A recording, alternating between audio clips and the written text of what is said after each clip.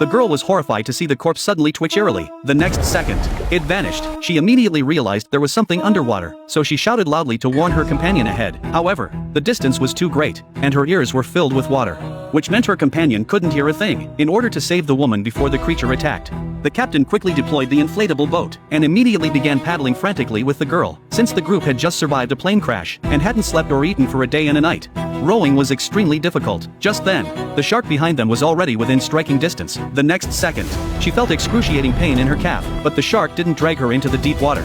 Instead, it slammed her away. It was testing its prey's ability to fight back. Panicked, Mary instinctively hid behind a floating chair, paddling in circles to buy time. As she saw the captain approaching, she immediately reached out for help. But her calf was bitten again almost immediately. This time, she was violently yanked underwater. The captain struck the water forcefully, trying to scare the shark away. But it was all in vain. The shark had already finished its test. It then dragged her into the deep sea.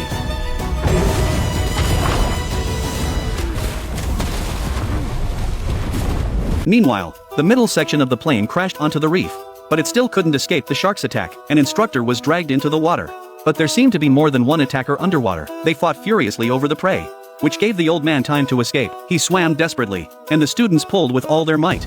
But neither of them could match the shark's strength. By then, the captain had also reached the middle section of the plane. The top priority now was to get out of the aircraft. He told everyone where the life rafts were, and instructed them to deploy them in the water. Meanwhile, he went to the tail section to find the locator. But just as he powered it on, he realized that, overcome by panic, people had started pushing and shoving, scrambling to climb into the life rafts. Unexpectedly, this led to a catastrophic disaster. The plane suddenly lost balance and tilted, causing immense water pressure to surge into the cabin. The captain was flung straight out of the way. To make matters worse, the locator also fell into the water, although no one was injured.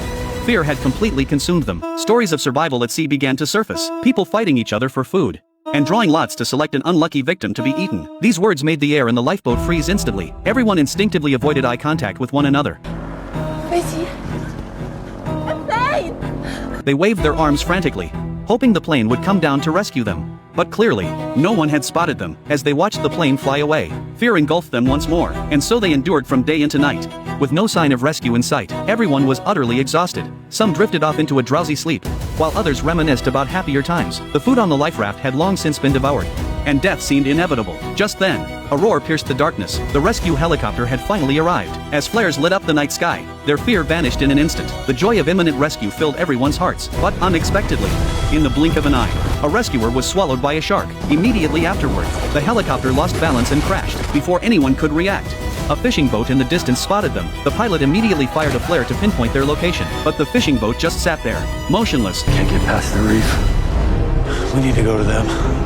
To be rescued, they had no choice but to swim over. But the waters below were teeming with terrifying sharks. Without oars, even paddling with their hands would provoke the sharks to attack. Just then, the crew on the fishing boat noticed bodies in the water continuously sinking beneath the surface. They immediately realized the group was surrounded by sharks, so he made a bold decision. The crew threw the fish they had just caught back into the sea. The strong smell of blood spread instantly. Sure enough, the school of sharks charged toward the fish. Finally, everyone seized the opportunity to swim toward the fishing boat, and were successfully rescued.